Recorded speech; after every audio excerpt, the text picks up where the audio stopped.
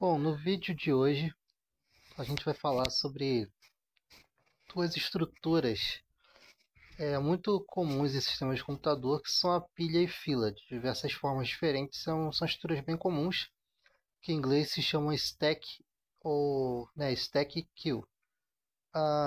De novo, eu vou estar usando como base principalmente o livro Algoritmos, Teoria e Prática. Estou lendo a tradução da terceira edição americana, livro do Thomas Cormen e outros autores. E aqui nesse livro, inclusive, ele define pilhas e filas. Vamos ler a definição, né? Pilhas e filas são conjuntos dinâmicos no quais o elemento removido do conjunto pela operação delete é especificado previamente. Em uma pilha, o elemento eliminado do conjunto é o mais recente inserido. A pilha implementa uma política de último a entrar, primeiro a sair, ou LIFO, Last In, First Out.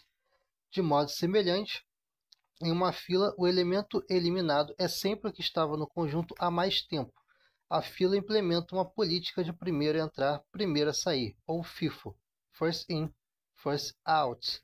Então aqui ele dá um resumo do que é uma estrutura de pilha e fila. São duas estruturas parecidas, mas com uma diferença principal, né, fundamental. Né? Então primeiro falando sobre a pilha é uma estrutura, como está escrito ali no texto do Cormen, de LIFO, Last In, First Out. Ela segue esse princípio. É como você pensa que você realmente está empilhando objetos, né? Como você empilha pratos, por exemplo.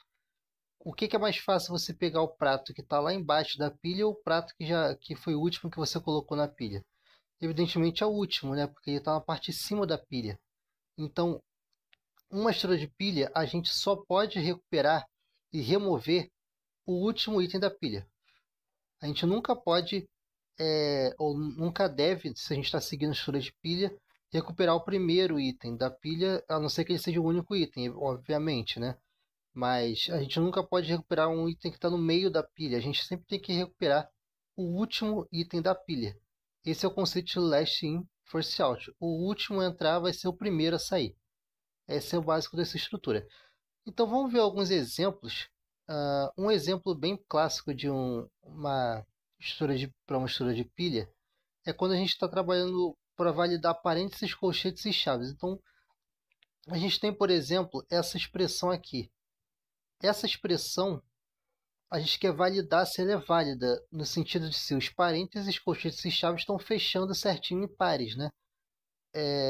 Como é que a gente usaria uma estrutura de pilha para validar isso? Vamos simular como um programa faria isso, né? A gente pode iterar sobre esse texto e ir pegando os parênteses, colchetes ou chaves. Nessa expressão aqui, por exemplo, se a gente for iterar, a primeira iteração, eu vou chamar de current, o valor atual, vai ser uma chave, que é essa chave aqui. E aí, o que eu posso fazer? Sempre que for um símbolo de abrir, eu vou dar push. O que é push? Push é a operação que a gente costuma chamar numa pilha para a gente inserir um item na pilha, nada mais que isso. Ele vai sempre ser inserido no final da pilha. Como não tinha nenhum item, esse vai ser o único item da pilha por enquanto, uma chave. O símbolo de chave abrindo. Então, os símbolos de abertura vão entrar na pilha, certo? Logo em seguida, a gente tem outro símbolo de abertura, que está até escrito errado aqui, que é o colchete. Deixa eu corrigir aqui, colchete. Então, o colchete também vai ser um push.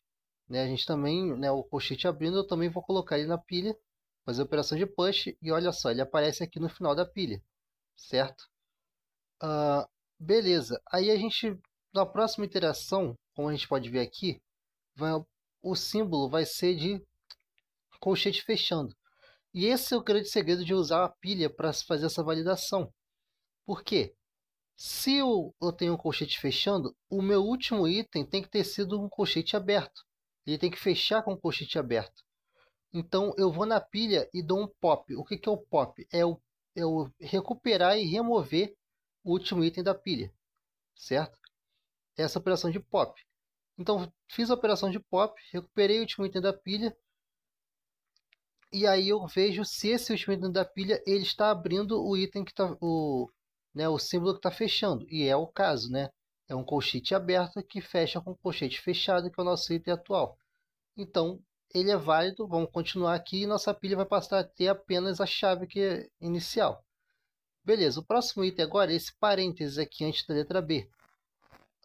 O parêntese, né, ele é um parêntese de abertura, logo eu vou dar um push e inserir na pilha. O próximo item agora vai ser o parêntese fechando. Então, como ele é um símbolo que está fechando, eu tenho que comparar ele com o último item da pilha, que é um parêntese aberto. Então, está valendo. Vou tirar tirei o parêntese aberto da pilha, só vou voltar a ter apenas a chave abrindo. E agora, por fim, o último item é a chave fechando, né? O último item que eu vou iterar. E aí ele tem que comparar com o último item da pilha, que é uma chave abrindo, então é válido. E eu cheguei ao final do meu texto, né? Eu cheguei ao final da minha expressão. E quando eu chego no final, eu tenho que verificar se a pilha está vazia, né? A pilha precisa estar vazia ao terminar as interações. Como ela está vazia, a expressão é válida. Porque se ela tivesse algum item, isso quer dizer que eu abri, né? Eu bloqueei o símbolo de abertura e nunca fechei ele. Então, essa expressão não seria válida. Nesse caso, a expressão é válida. Então, isso aqui é um problema clássico de pilha que a gente consegue tratar, né, com uma estrutura de pilha. E um outro item assim, mais do mundo real, que eu queria trazer só de exemplo mesmo, é uma call stack. Né? Uma call stack, a gente pode chamar de português de pilha de chamadas. É uma estrutura em que a gente que é comumente usada por programas de computador para a gente poder ter um track, né, das chamadas de função. Então, quando uma função é chamada, ela é adicionada para uma call stack, para uma pilha de chamadas, né? E é bem comum isso, principalmente quando a gente fala de recursão, né? Para quem não sabe, recursão é quando você chama uma função dentro dela mesma, né? Continuamente. Então, o fatorial, por exemplo, eu vou estar chamando 4 vezes fatorial de 3, que depois vai chamar o 3 vezes fatorial de 2, que depois vai chamar o 2 vezes fatorial de 1, até chegar no caso básico, que é o fatorial de 1. E aí eu vou executar, né? Eu vou executar com uma pilha. Então, a última função atrás na pilha é a primeira função a ser executada. Aí vai sendo executado e liberando essa pilha. Inclusive, você pode ter um caso de ter muitas chamadas numa recursão. Isso dá um problema de estouro de pilha, né? Que é chamado comumente de Stack Overflow, né? Em inglês. Inclusive, para quem não sabe, o fórum Stack Overflow é uma referência a esse caso, né? De uma pilha estourar. Então, o estouro de pilha acontece quando sua pilha ela tem um limite, né? No caso aqui de uma call stack, o limite dela seria a própria memória do computador, né? Não, se você não entendeu muito bem isso aqui, não tem problema, tá? Eu só quis trazer uma ilustração de como uma estrutura de pilha pode funcionar em algum caso real, né? Legal. Então, é assim como a pilha funciona. Isso aqui são alguns exemplos de estrutura de pilha. Vamos ver agora a fila, né? A fila ela vai seguir o conceito de FIFO, First In, First Out. Aqui que ela se difere de uma pilha. Numa pilha a gente pega primeiro, a gente tem que pegar obrigatoriamente o último item. Já numa fila a gente tem que pegar obrigatoriamente o primeiro item. É só ele que pode ser recuperado e removido de uma pilha. Isso é semelhante a como uma fila é no mundo real, né? Se você está numa fila, por exemplo, uma fila de atendimento, né, no supermercado, você é o primeiro a chegar, você vai ser o primeiro a ser atendido. Você é o último a chegar, você vai ser o último a ser atendido, né? E quem for chegando na fila atrás de você vão ser atendidos depois de você. Então ele segue a estrutura realmente de uma fila como se fosse no mundo real. Um caso bem clássico para a gente usar filas no mundo real é quando a gente quer fazer tarefas em background, né? Por quê? Porque a gente quer que determinada tarefa não seja feita exatamente naquele fluxo, e sim em background. A gente armazena essas tarefas numa fila e, eventualmente, um serviço vai executar essas tarefas uma de cada vez. Então, vou dar um exemplo aqui, né? Um exemplo bem simples, por exemplo, de um sistema onde a gente pode ter recuperação de senha. Se eu quero recuperar a senha, vamos dizer que 3 usuários decidiram recuperar a senha ao mesmo tempo, né? Dentro lá do servidor, né, vamos dizer uma API, por exemplo, vai ter todo o fluxo de recuperar a senha. E geralmente, quando a gente recupera a senha, a gente manda um e-mail. A gente manda um e-mail para o usuário, né, para ele clicar e poder recuperar sua senha. Então isso é um caso bem comum. Então esse envio de e-mail de recuperação de senha, ele pode ser feito da seguinte maneira: a API manda uma mensagem para uma fila, e essa fila eventualmente vai ser lida por um serviço específico para e-mail. Por que a gente pode fazer isso? Né? Por alguns motivos. Primeiro, porque a gente não quer que o sistema, na chamada da API, tenha a complexidade de enviar o e-mail. Né? Porque o serviço de e-mail pode ficar fora do ar, isso afetar a minha requisição. Minha requisição pode ficar muito lenta, porque eu estou enviando o e-mail, né? Respondendo o usuário só depois de enviar e-mail. Então eu quero fazer esse background. Se eu quero fazer esse background, eu posso colocar isso numa fila. Então essas três requisições de recuperação de senha, que foram feitas basicamente ao mesmo tempo, eles não precisam gargalar o sistema. Eu posso enviar isso numa fila, e aí um serviço de e-mail vai ler uma mensagem por vez e enviando a fila, né? Enviando os e-mails de uma maneira suave, né? Sem sobrecarregar o sistema. Então isso aqui é um exemplo só que eu trouxe de fila. Vamos fazer algumas implementações em código, então, para a gente ter também de exemplo de código de implementação de pilha e fila. Bom, fiz alguns códigos aqui de exemplo em Python, um para pilha e um para fila. Para pilha, aqui, né, a gente tem uma função chamada validateExpression. Eu vou representar essa pilha, essa stack, como um array, tá? No caso aqui em Python, como uma lista, né? Poderia representar como uma lista encadeada, de outras formas também, usando uma biblioteca, mas eu vou representar aqui simplesmente como uma lista. Vai inicializar, obviamente, com uma lista vazia, a nossa stack. Aqui eu vou usar um dicionário para mapear, né, os símbolos de fechar e abrir de cada um, né? Então, um parênteses fechado tem que fazer par com parênteses aberto, colchete fechado com parênteses com colchete aberto e chave fechada com chave aberta. E eu vou percorrer cada caractere da minha string, e se o caractere em questão for um desses símbolos abertos, né? Como a gente viu no exemplo que a gente deu, a gente vai colocar ele na pilha. Então aqui vai dar um stack.append, vai colocar ele sempre ao final da pilha e vou continuar a minha interação. Se não for o caso, e se for o caso de ser uma pilha, um símbolo fechado, né? Um símbolo de parênteses fechado, colchete fechado ou chave fechada, eu tenho que verificar primeiro se a stack está vazia. Se a minha lista está vazia, eu tenho um problema aqui, eu vou retornar falso. Eu vou retornar que deu erro, que essa expressão não é válida. Por quê? Porque eu tenho um fechado, eu tenho que fazer match com um aberto que esteja na pilha. Se não tem nada na pilha, então tem alguma coisa errada. E também tem o caso de uma stack, stack pop. Né, eu vou tirar o último item da pilha e vou checar se esse último item vai fazer par com o símbolo que eu estou tendo atualmente. Então, se o símbolo que eu estou agora for um parêntese fechado, ele tem que fazer par com um parêntese aberto.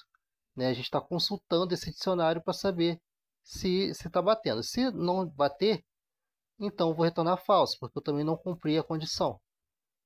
E aí, se isso tudo acontecer, estiver tudo certinho, no final eu vou retornar not stack. O que é retornar not stack? Quer dizer que eu vou retornar que deu certo, eu vou retornar verdadeiro se a minha stack estiver vazia, se a minha lista estiver vazia. Porque no final a lista tem que estar vazia, como a gente já falou antes. Essa lista não pode estar populada depois que eu terminei todas as iterações. Beleza, e aí eu tenho um exemplo aqui com aquela expressão que a gente usou de exemplo.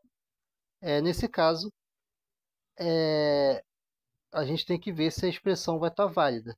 E nesse caso aqui vai ser outra expressão em que eu coloquei mais eu coloquei um errinho aqui, né? Eu tirei esse parênteses antes do B, e aí não pode bater, né? Porque quando ele chegar aqui, né? Ele vai chegar nesse parênteses fechado, ele tem que ver se o último item da pilha é um parêntese aberta, e não vai ser. O último item da pilha, nesse caso, vai ser essa chave aberta. Então, a expressão vai dar inválida. Vamos ver se deu certinho aqui o código. Vou abrir o terminal aqui no Visual Studio. E certinho. Aqui, ó, para esse caso, a expressão é válida. Eu printei aqui, a expressão é válida. E para esse caso aqui, né, que a gente tirou um parêntese, a expressão vai ser inválida. Aquele parêntese, esse parêntese fechando aqui não vai bater com ninguém. Então, isso é um exemplo, uma ilustração de um uso para pilha, né? Então, a gente implementa uma pilha aqui e manipula ela para conseguir saber se os parênteses, colchetes e chaves da nossa expressão estão corretos. E por fim, vamos ver o código agora que eu fiz aqui para um exemplo de fila, né? Seguindo também o exemplo que a gente deu antes de envio de e-mails em background. É claro que aqui não é um caso real, tá? É só um código de brincadeirinha. Não está enviando e-mail de verdade, não está fazendo uma operação de verdade. É só para a gente brincar mesmo. Eu vou definir então uma classe chamada EmailQueue. Essa classe ela vai ser inicializada com uma variável queue que vai receber theQueue. theQueue é uma collection onde a gente pode ter funções para a gente manipular isso como se fosse uma fila, né? Então eu vou usar isso aqui para ser minha fila, um theQueue. Vou usar uma biblioteca nesse caso. E aí, beleza. Eu vou definir então uma função para essa classe que é de add email, que é colocar um item na nossa fila, né? Colocar o e-mail. O e-mail vai ter um recipient, subject e body, que é o conteúdo do e-mail, né? Subject é o assunto, recipient é quem vai receber aquele e-mail. Beleza, então eu dou um append em e-mail, né? Eu vou usar a função do append da biblioteca theQueue. E esse e-mail vai entrar como o último da fila. E aí, beleza, vou printar aqui que esse e-mail foi adicionado. E outra função vai ser de process emails, vai ser a função que efetivamente vai enviar os e-mails, né? Entre aspas, né? Aqui a gente não está enviando nenhum e-mail de verdade, claro. Mas vai ser a função que ela vai ler, ela vai dentro de um while, ela vai ler quais são os e-mails, fazendo um pop left, né? Esse pop, lembrando, é a função que vai pegar o primeiro e-mail e vai retirar ele da lista. Então eu vou ter ele aqui, o valor dele aqui, e vou retirar ele da lista ao mesmo tempo. Beleza, então eu digo que esse e-mail aqui foi enviado com sucesso. Ele saiu da lista, tudo certo. Então aqui agora eu vou na minha main, né, vou inicializar uma EmailQueue. Vou adicionar 3 e-mails a ela, né, um e-mail aqui para alice@example.com, com o assunto de recover password. Aí clica aqui para recuperar sua senha. Então cada um, né, 3 e-mails aqui que eu estou enviando.